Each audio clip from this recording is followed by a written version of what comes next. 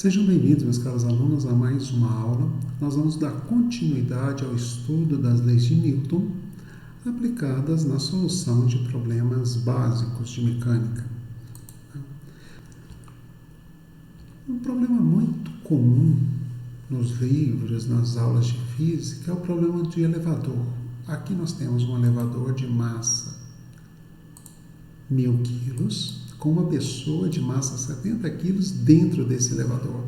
A aceleração gravitacional vale 10 metros por segundo ao quadrado. Eu quero a força de sustentação do elevador, ou seja, a força normal que o elevador faz sobre o homem, e eu quero a força de tração, a força exercida sobre esse cabo. No elevador real, nós teríamos aqui um sistema de polias para diminuir a tração no cabo e essa tração ficar dividida. Nós vamos ver no final da aula como é que funciona esse sistema de polias móveis. Daqui a pouco nós vamos ver 2 exercícios a respeito disso. Eu quero o elevador subindo em movimento uniforme, depois ele sobe em movimento acelerado, sobe em movimento retardado, desce acelerado e, no último caso, uma queda livre. Vamos lá? Olha só, as forças que atuam no homem. A força normal, feita pelo piso do elevador, que é uma das perguntas do problema, e o peso do homem. No elevador nós temos a força de tração, feita pelo cabo, o peso do elevador e a reação da força normal aplicada sobre o homem. Não é o peso do homem, é a força normal, é a força que o piso faz para sustentar o homem. O movimento uniforme ele tem velocidade constante, é uma trajetória reta com velocidade constante. Lembra na primeira lei de Newton? Se um corpo está em repouso ou em movimento em trajetória reta com velocidade constante, a força resultante sobre ele é nula. Portanto, tanto o elevador como o homem vão ter força resultante nula, a normal terá o mesmo valor do peso, 700 newtons, para o homem, e no elevador eu vou ter o peso do elevador para baixo, mais a reação da normal, que é de 700, o peso do elevador 10.000, força de tração 10.700 newtons. Esse valor, inclusive, seria o mesmo se o elevador estivesse em repouso ou se o elevador estivesse descendo em movimento uniforme.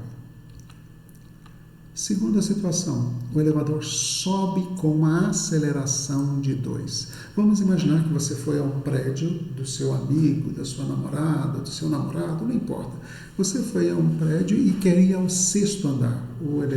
Você entra no elevador no térreo, aperta o botãozinho do 6º andar e esse elevador vai ter que levar você até o 6º. Ele precisa desenvolver um movimento de subida acelerado, porque a sua velocidade ela é nula. Você e o elevador estão parados. Então nós vamos ter, na nossa situação, a aceleração sobre o elevador para cima. A força resultante agora não é mais zero. Eu tenho uma aceleração. Então, vai ser a normal menos o peso, a força normal é maior que o peso, a força resultante tem que estar para cima, sentido da aceleração é o sentido da força resultante, e aí nós calculamos que o peso é 700, a normal vai dar 840. Lembra que eu disse a você que o piso não faz uma força igual ao peso do elevador, a não ser em algumas situações? Na letra A, nós vimos, essa força tem o mesmo valor do peso. Agora não, o piso do elevador está fazendo uma força maior que o peso, porque o elevador tem que te acelerar para cima. Já no elevador, nós vamos ter a tração menos a normal, menos o peso do elevador. Vai ser igual a massa vezes a aceleração, e aí nós vamos ter uma força de 12.840 newtons.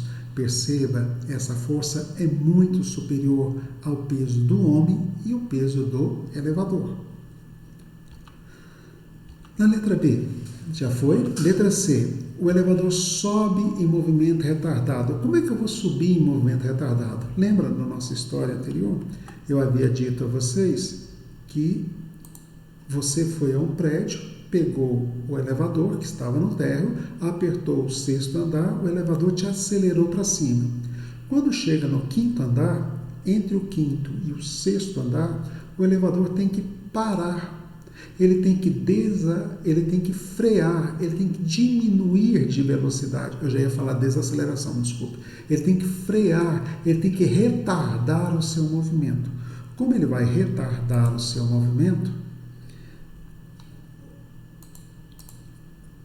a minha aceleração está para baixo, porque ele está indo para cima, um movimento retardado.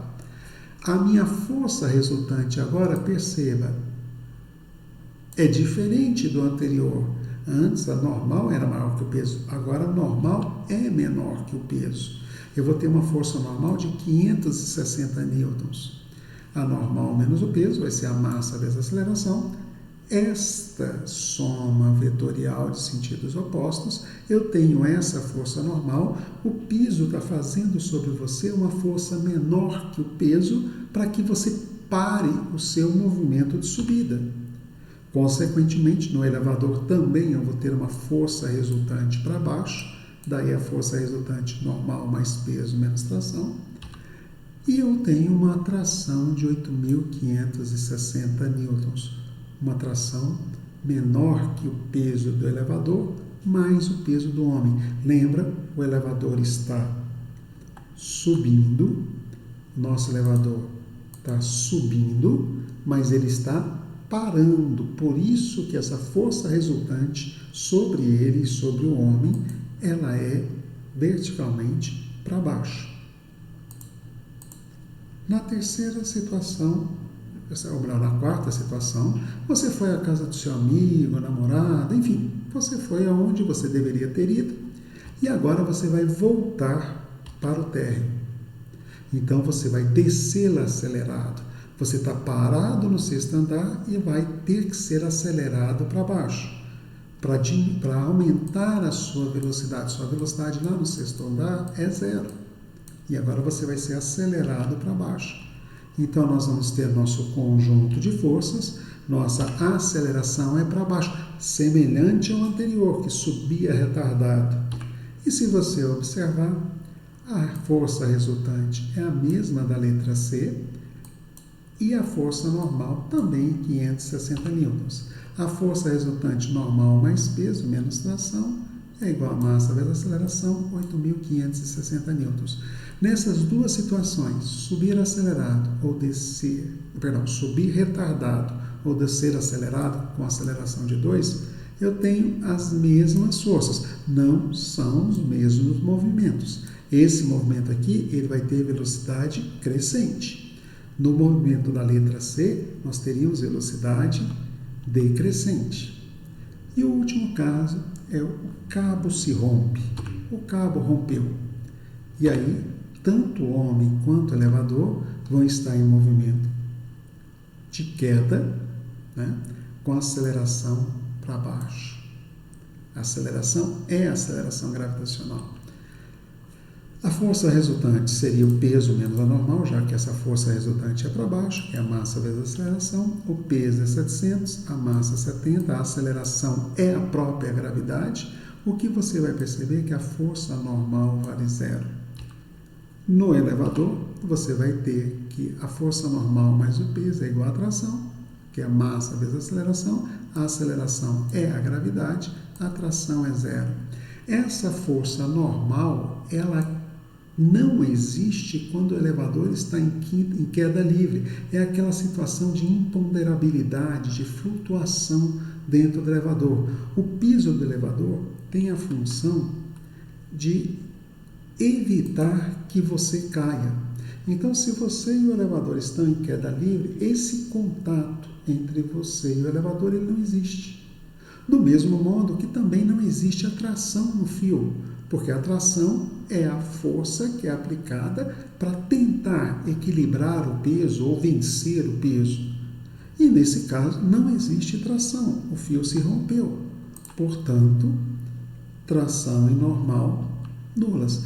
A força normal geralmente é chamada de peso aparente. Então aqui seria uma situação em que nós teríamos o peso aparente nulo.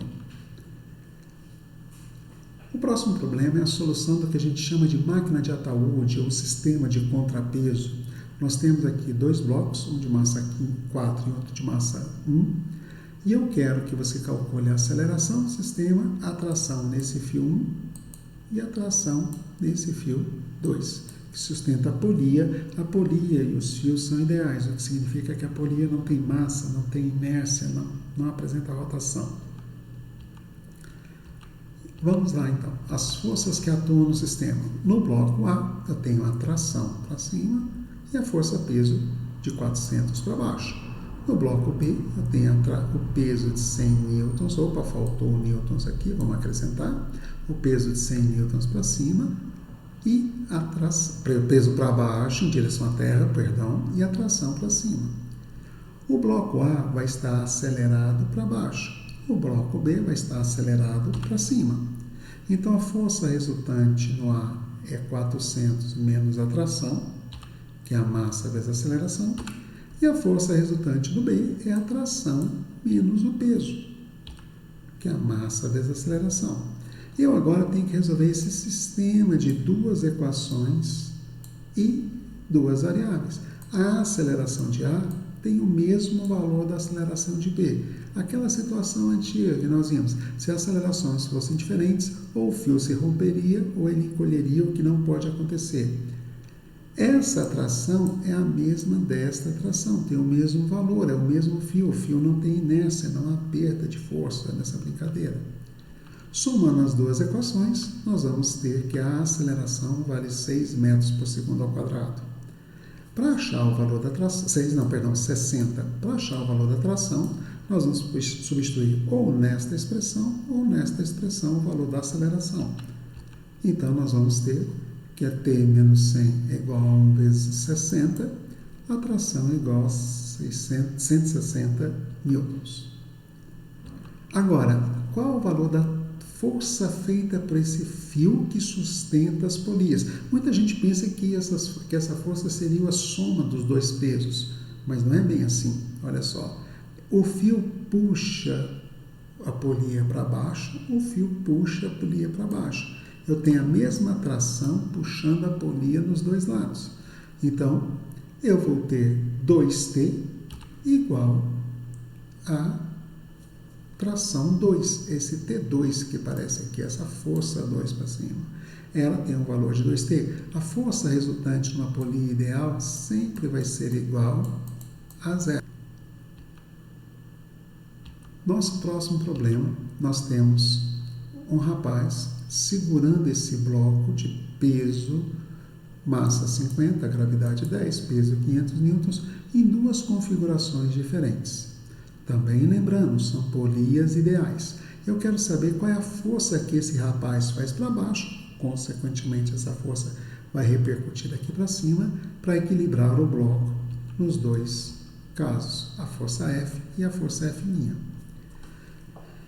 Nesse bloco, nós vamos ter duas forças. O corpo está em equilíbrio, lembra do Newton? Força resultante igual a 0. Essa é a condição de equilíbrio de um ponto material.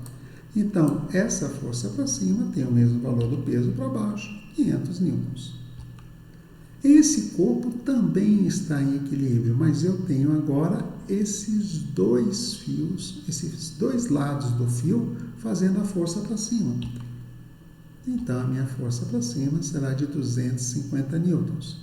Veja, aqui eu faço uma força de 500. Aqui eu faço uma força de 250. Com a metade da força, eu consigo equilibrar o corpo. Mas por que eu posso fazer só 250 newtons aqui para equilibrar um corpo de 500? Porque o teto, esse fio está preso no teto, o teto vai fazer a outra força de 500 newtons. Portanto, meus caros, agora